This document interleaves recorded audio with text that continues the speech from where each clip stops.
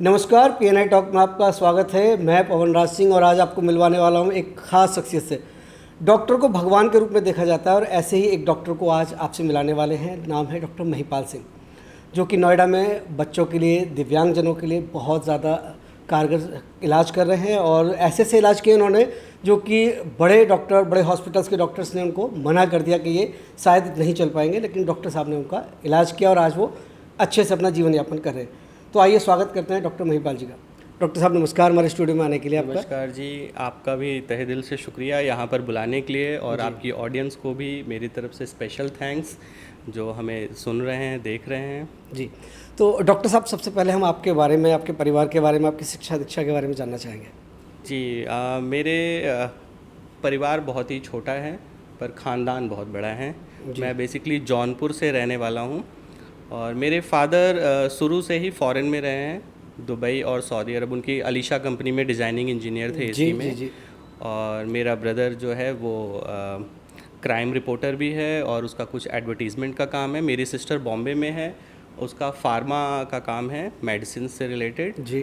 तो और बाकी मैं यहाँ पे 2011 में बैंगलोर से मेरी पोस्टिंग हुई थी ओरेकल के लिए एज ए मेडिकल इंचार्ज आर्गोनॉमिस्ट। तो मैं कह सकता हूँ कि उस समय बहुत ही रेयर होते थे।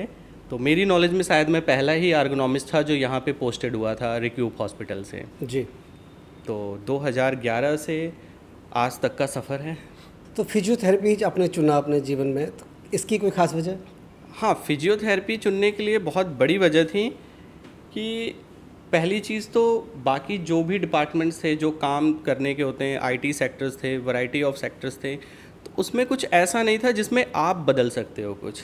जी। तो मुझे बचपन से ही खिलौनों में भी खुद के क्रिएट करके उन्हें थोड़ा मॉडिफाई करके चीज़ों को करने की प्रैक्टिस और आदत थी। जी। बट फिजियोथेरेपी के बारे में कोई आइडिया नहीं था उस टाइम पे। बाकियों से भी पूछा तो उनसे भी यही था कि फिजियोथेरेपी का फ़ॉरेन में कोई स्कोप है, इंडिया में तो कोई ख़ास स्कोप है नहीं। जी। बट एक बच्चे की एक्सरसाइज कराने जाते थे तब मुझे समझ में आया था कि फिजियोथेरेपी भी कोई एक फील्ड होती है, एक डिपार्टमेंट होती है। जी।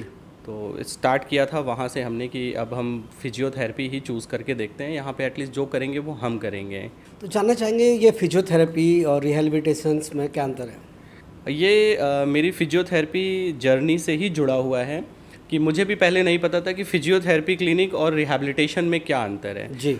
आमतौर से फिजियोथेरेपी क्लिनिक जो है वो पेन मैनेजमेंट पे काम करती है कि आपके जॉइंट्स में कहीं दर्द है तो लोगों की मानसिकता भी यही है कि हमें उस दर्द को ठीक करना है, यही फिजियोथेरेपी है। जी। पर फिजियोथेरेपी सिर्फ पेन मैनेजमेंट पे नहीं करती, वो प्रॉपर रिहैबिलिटेशन पे तब करती है जब उसके साथ लोग जुड़ते हैं।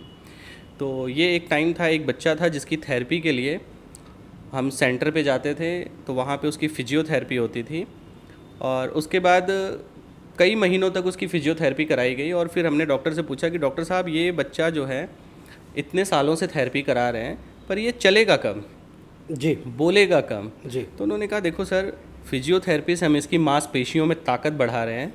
इसकी ऑक्यूपेशनल थेरेपी एक होती है, अगर वो होगी तब इस बच्चे को क्या है कि इसके नर्वस सिस्टम काम करेंगे, मूवमेंट आएगा, मसल एक्शन आएगा, तब ये बच्चा रिजल्ट दिखाएगा आपको। ठीक है।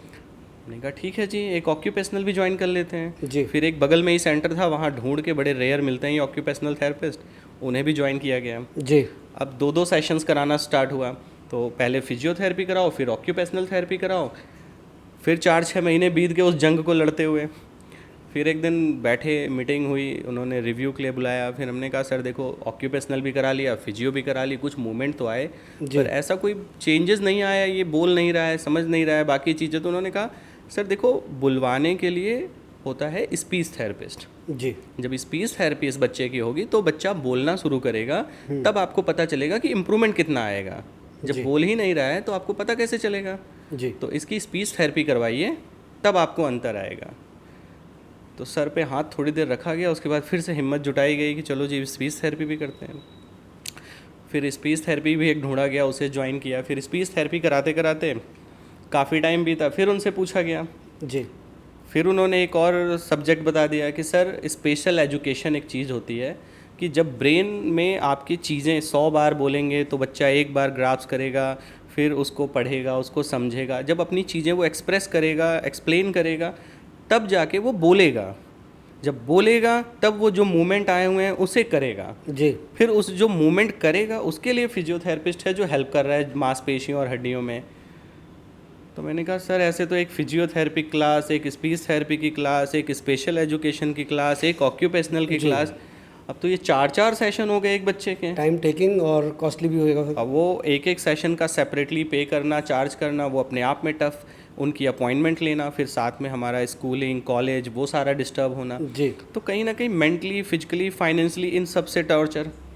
अब ये 4-4 सेशंस, हिम्मत जुटाई गई, आगे बढ़े। तो उसके बाद उन्होंने कहा कि सर देखो इसकी ना न्यूरोलॉजिकल प्रॉब्लम है। हमने कहा अच्छा ये न्यूरोलॉजिकल प्रॉब्लम क्या होती है? उन्होंने कहा ब्रेन में ही होती है, जब बच्चा पैदा होता है तो सेरेब्रम में ही लीजन हो जाता है, तो ब्रेन की वो प्रॉब्लम है डिलीवरी टाइम की। तो इसको जब तक न्यूरो फिजिशियन दवाइयाँ वगैरह नहीं चालू करेगा तब तक ठीक नहीं होगा। तो इतनी जो मेहनत है सब वो किस बेकार। काम की? बिल्कुल।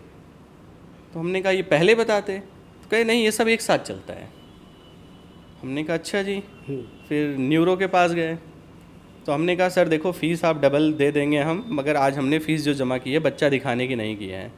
बहुत सारे सवाल जवाब अंदर भरे पड़े हुए हैं वो जानना चाहते हैं, जिसको जानने और समझने के लिए हमने फ़ीस दी है कि आप उसी कंसल्टेंसी में हमें ये चीज़ें थोड़ा सा एक्सप्लेन कर जानकारी दीजिए। हमें भी दें। तो उसके बाद डॉक्टर कार्तिकेय शर्मा थे इलाहाबाद में, तो उन्होंने कहा कि इतने फ्रस्ट्रेटेड क्यों हो, आराम से बताओ। जी फिर बैठ के मैंने अपनी ये कहानी शुरू की कि ऐसे ऐसे है और ये लड़ते लड़ते तो हम थक गए, मेरी एजुकेशन भी डिस्टर्ब हो रही है। बिल्कुल। 100 रुपये पेट्रोल का मिलता था वो तो अब 2 दिन में ख़त्म हो जाता है। उसमें 100 रुपये में आराम से 3 लीटर पेट्रोल आता था। हाँ। तो मैंने कहा 100 रुपये जो है वो तो यूं ही ख़त्म हो जाते हैं पेट्रोल के, बाकी खर्चे पॉकेट मनी भी लग जाती है थेरेपी में। कैसे हम कर अब पाएंगे? मैं मदद कर रहा हूँ कि क्या कर रहा हूँ तो मुझे ही नहीं समझ में आ रहा। तो उन्होंने फिर समझाया कि बेटा ये जो प्रॉब्लम है दवाइयाँ इसमें नो डाउट हेल्प करेंगी, पर दवाइयाँ सिर्फ आपको हेल्प करेंगी कि बच्चे को सीजर्स नहीं आए, उसके साथ साथ नर्वस सिस्टम को जो भी आप करा रहे हो उसे हेल्प मिले, ना कि दवाइयाँ उसे ठीक करेंगी। ठीक है। ठीक आपको ये प्रॉपर रिहैबिलिटेशन ही करेगा। ठीक है। तो बेटर है कि किसी अनजान आदमी से इसके बारे में पूछ के तुम ज्ञानी बनो। 4 किताबें हैं, पढ़ना शुरू करो, अपने आप समझ में आएगा। जी तो ये एक बहुत ही बड़ी और बहुत ही बढ़िया सलाह था जिसने पूरा जीवन बदल दिया। उन किताबों को पढ़ते हुए इंटरेस्ट आ गया, और वो इंटरेस्ट आने के साथ साथ फिर हमने कहा जब इतनी पढ़ी ली है तो फिर एडमिशन ही ले लेते हैं। जी फिर एडमिशन लिया गया। उसके बाद ये यहाँ से सिलसिला शुरू हुआ और तब से मेरा आज तक का सपना था कि एक रिहैबिलिटेशन सेंटर बनाना है जहाँ पे जो परिवार हैं उन्हें एक ही जगह पे सारी चीज़ें मिल जाए और एक ही फीस में सारी चीज़ें मिल जाए, उन्हें मेरी तरह 10 जगह नहीं भटकना पड़े, ना 10 जगह परेशान होना पड़े। उसी सपने को लेके मैं यहाँ आया। तो डॉक्टर साहब ये जो फर्स्ट रिहैब फाउंडेशन आपने स्थापना की तो इसका जन्म कैसे हुआ, इसकी प्रेरणा कहाँ से मिली? इसकी प्रेरणा मिली कुछ खट्टे मीठे सवाल जवाब से, जो तू मैमे का भी हिस्सा बन जाती थी कई बार। क्योंकि मैंने 2011 में यहाँ मैं एज ए आर्गोनॉमिस्ट पोस्ट हुआ था ओरेकल के लिए। जी उसके बाद रिक्यूब की एक ब्रांच थी, वहाँ काम भी करता था। तो वहाँ पे बच्चों को मेरी अपॉइंटमेंट एक एक हफ्ते 2-2 हफ्ते नहीं मिलती थी, कॉरपोरेट्स में इतना मैं रहता था। जी बट मेरा एम और मेरा सपना ये था, तो हमने डॉक्टर दीक्षा से मिले, उनकी मुझे ऑक्यूपेशनल थेरेपी अच्छी लगी, मेरी फिजियो उन्हें बेटर लगी, तो हमें लगा कि जॉइंट होके एक हम बढ़िया काम कर सकते जी। हैं। फिर हमने एक छोटा सा सेंटर अपना स्टार्ट किया, विंसम रिहैब सेंटर, ठीक है। जो हमने अपने सपनों की तरह डिज़ाइन किया था, बहुत ही प्यारा सा। जी वहाँ पे कुछ बच्चों ने आना शुरू किया, उनकी हमने थेरेपी शुरू की। तो इस सफ़र में बहुत सारे लोग बीच बीच में छूटते भी गए, बहुत सारे लोग नए भी आते गए। हमारी भी स्टार्टिंग थी तो कहीं ना कहीं हम लोग भी पहले रेंट की जंग लड़ते थे, फिर उसके बाद पर्सनल खर्चे की जंग लड़ते थे, फिर लग्जरी के खर्चों की भी जंग लड़ते थे। उसी में दूसरों की हेल्प करना, जैसे मैंने अभी तक में बहुत सारे बच्चों की सर्जरीज़ भी कराई हैं। मैं हर साल वर्ल्ड डिसेबिलिटी डे पे कुछ बच्चों की सर्जरी कराता हूँ, और बहुत सारे लोग हैं जो मेरी इस काम में मदद भी करते हैं अगर ज़रूरत हो तो। और बहुत से बच्चे हैं जिनका मैं थेरेपी शुरू से फ्री ऑफ कॉस्ट भी कराता हूँ। पर इन सब को कराने के साथ साथ समझ में आया कि जब भी टाइम मिले हमें, तो हमने कुछ पेरेंट्स को भी फ़ोन मिलाया। जी तो पता चला कि उन्होंने बताया भी नहीं और थेरेपी कराते कराते थेरेपी बंद कर दी। ठीक है।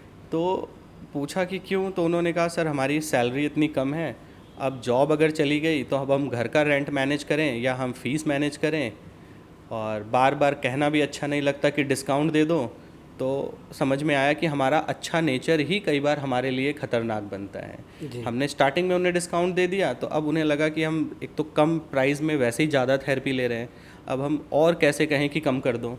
तो उन्होंने फिर क्या किया, आना बंद कर दिया, स्टॉप कर दिया। अब उन चीज़ों से हमारी सालों की मेहनत भी बर्बाद हुई, उनकी जो सोच समझ एक्सपेक्टेशंस फिर वो वही भी ब्रेक खराब हुई ब्रेक और लग बच्चा गए। भी बैठ गया। तो ये चीज़ें कुछ लोगों ने आगे बढ़ के बताई जिससे ये समझ में आया।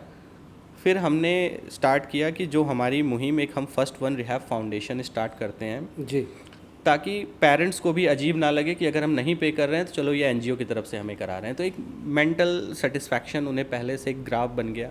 और प्लस जो इतने सालों से मैं काम करता आया, तो मेरे कुछ बच्चे ऐसे भी हैं सेरेब्रल पैल्सी के, जो बहुत ही रेयर दिखते हैं, कि वो आज के टाइम में इंडिपेंडेंट हैं। और ये वो बच्चे हैं जो अपने मुंह से खुद बताते हैं उन सारे डॉक्टर्स के नाम जिन्होंने उन्हें रिजेक्ट किया। उनके वो गॉन केसेस हैं कि ये ज़िंदगी में कुछ नहीं कर सकते। कुछ डॉक्टर्स ने तो मुझे भी चैलेंज किया कि अगर ये जीवन में कुछ कर लेगा तो हम प्रैक्टिस छोड़ देंगे।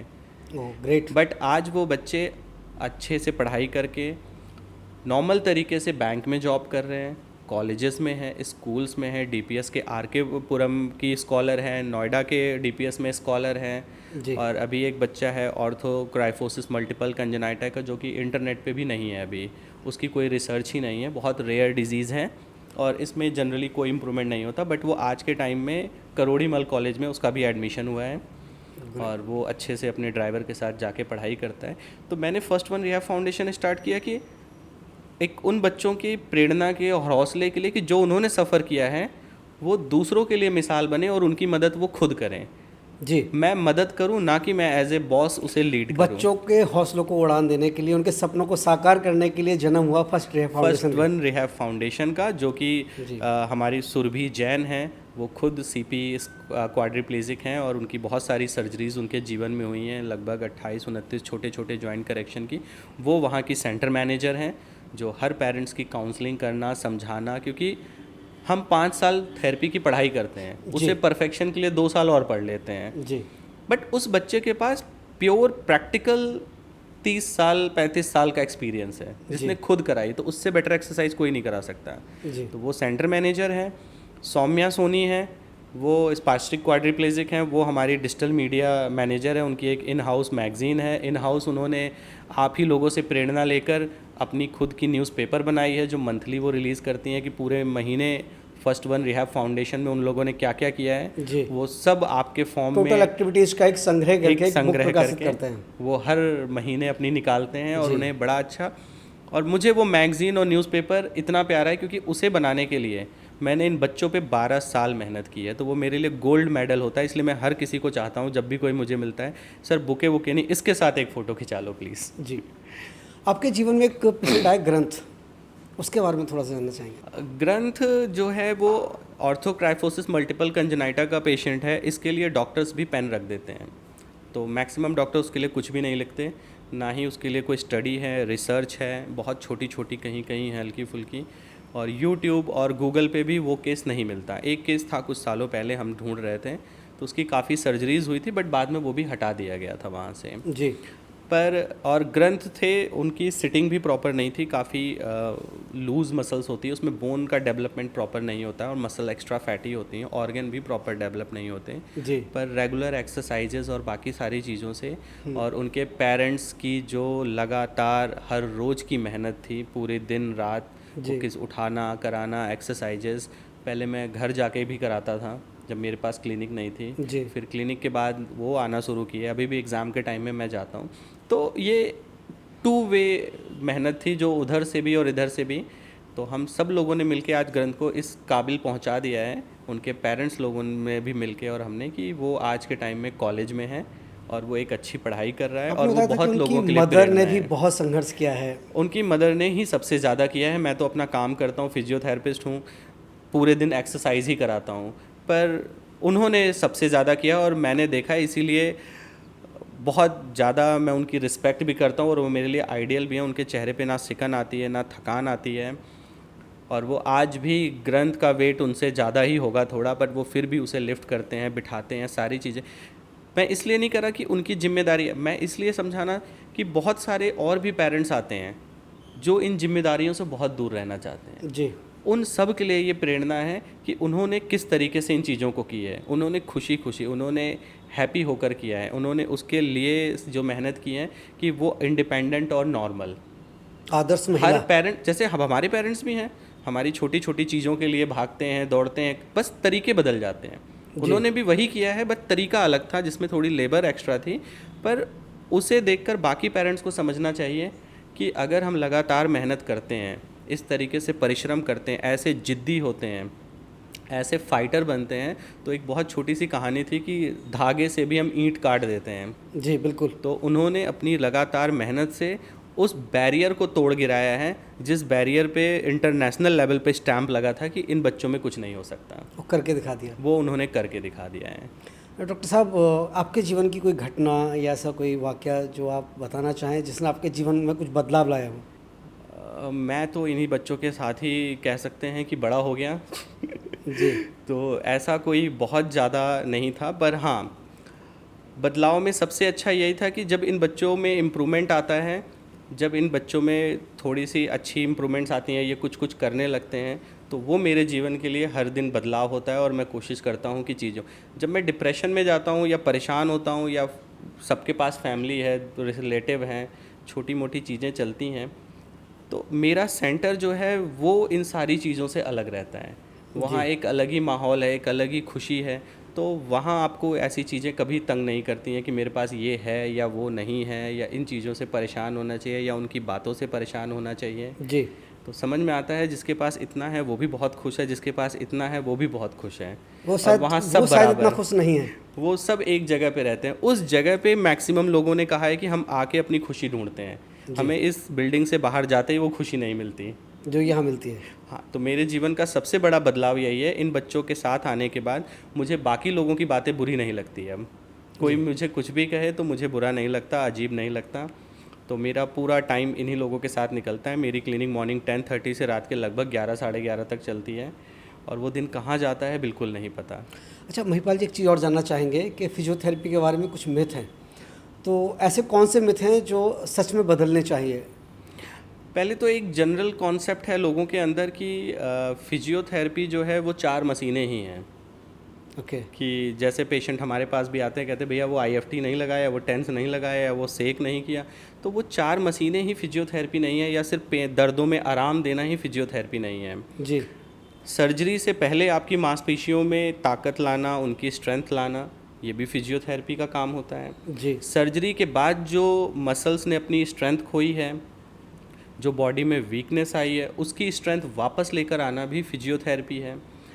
आजकल work related disorder and postural problem सबसे ज़्यादा लोग सफ़र कर रहे हैं, अपने काम करने के तरीके, अपने उठने बैठने के तरीके।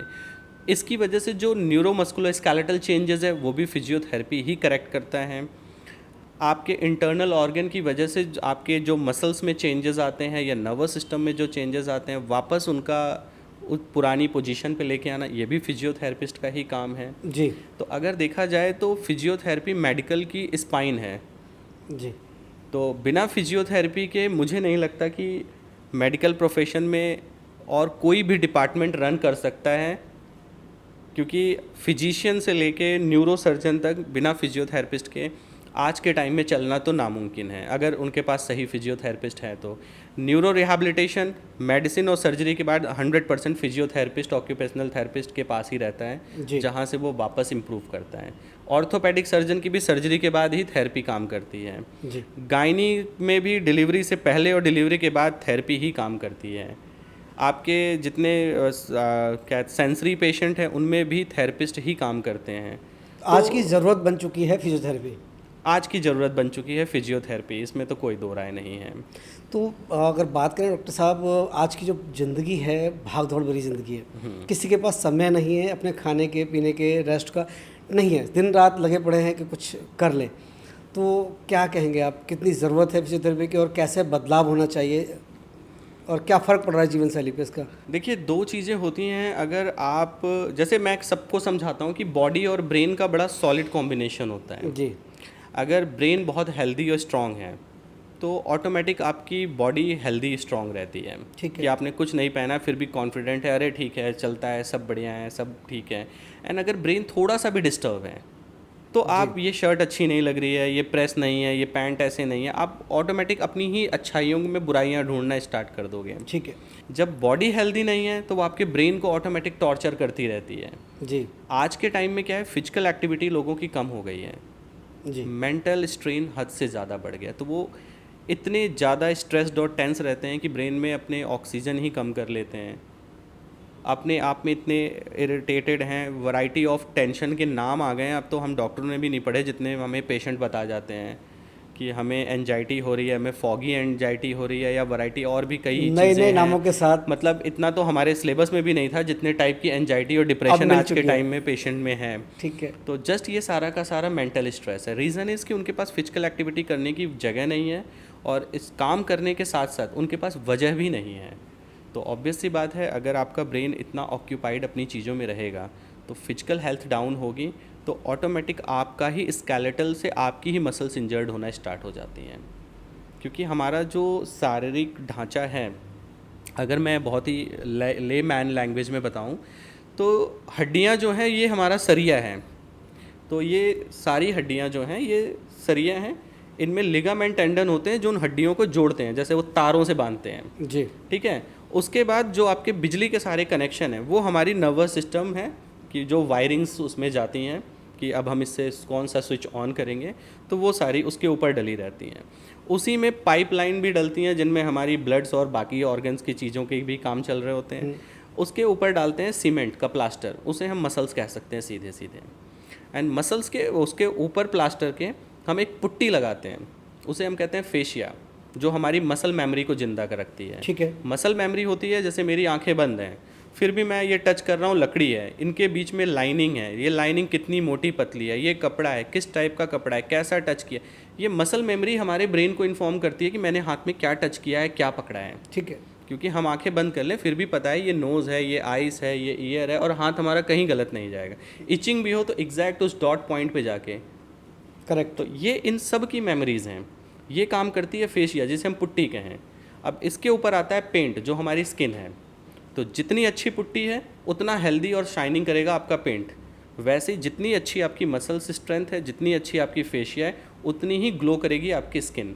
तो जैसे ही आपका ग्लो डाउन हो रहा है, इट मीन्स कि आपकी पुट्टी अंदर ख़राब हो रही है, आपकी मांसपेशियाँ ख़राब हो रही हैं, उसकी वाटर सेल डैमेज हो रही हैं, टिश्यूज डैमेज हो रहे हैं। अपने आप अपना चेहरा देख के समझ जाएंगे कि मुझे किसी न किसी बीमारी, टेंशन या कोई और इंटरनल ऑर्गन या डेफिशिएंसी कुछ ना कुछ हमें घेर रही है, जिससे हमारी चमक धीरे धीरे कम होती चली जा रही है। तो डॉक्टर साहब, समाज को जागरूक करने के लिए, फिजियोथेरेपी की जानकारी के लिए और जीवन शैली में बदलाव के लिए क्या संदेश देना चाहेंगे? इसके लिए सबसे अच्छी चीज़ यही है, आजकल की जो स्ट्रेसफुल लाइफ है, इसमें मैंने हर किसी से यही कहा है कि आप अपनी कोई एक हॉबी, जैसे कहीं ना कहीं भारत का 80% परिवार अभाव में ही पढ़ के बड़ा हुआ है। जी उसने अगर अच्छे कॉलेज स्कूल में भी पढ़ाई की है तो वो अफोर्ड हो गया, पर एक एक्टिविटी नहीं हो पाई। तो कहीं ना कहीं हर किसी के अंदर एक सपना है कि मैं गाना गा लेता कॉलेज टाइम में, क्रिकेट खेल लेता, म्यूज़िक बजा लेता, कुछ स्विमिंग कर लेता, बॉक्सिंग कर लेता। एज सिर्फ एक नंबर होता है। 80 साल का इंसान भी स्पोर्ट्स एकेडमी में कोच है, और 35 साल का भी इंसान बेड पे पड़े पड़े पानी मांग रहा होता है और उठ नहीं रहा होता है। तो हम किसे बुजुर्ग कहेंगे वो नहीं पता। तो उसी तरीके से आप अपने पूरे दैनिकचर्या में एक समय निकालिए, कोई भी स्पोर्ट्स एक्टिविटी या अपनी हॉबी, क्लास ज्वाइन करो। नई जनरेशन के साथ आप क्लास करोगे, आप भी नया महसूस करोगे और फील करोगे, और बल्कि प्राउड फील करोगे। जिन दोस्तों को कॉलेज टाइम में समोसा नहीं खिलाया, आज बच्चों को अपने दोस्तों के रूप में देखो और उन्हें खिलाओ डबल। आज आप अफोर्ड कर सकते हो। तो वो हॉबी और वो एक्टिविटी आपके पूरे ब्रेन की एक बड़ी अच्छी आदत होती है, न्यूरोप्लास्टिसिटी, हमेशा नई चीज़ें सीखना। जब तक आपका ब्रेन नई चीज़ें सीखता है वो हमेशा हेल्दी और स्ट्रॉन्ग रहता है। इसी की डेफिशिएंसीज आजकल B12, D3 सबसे ज़्यादा इम्पैक्ट कर रहे हैं। जी तो अगर आप नई एक्टिविटी करते रहेंगे, कोई भी हॉबी क्लास, तो आपकी न्यूरोप्लास्टिसिटी अच्छी रहेगी, आप हेल्दी और स्ट्रॉन्ग। तो फिजियोथेरेपिस्ट आपके आसपास दूर दूर तक नहीं नज़र आएगा।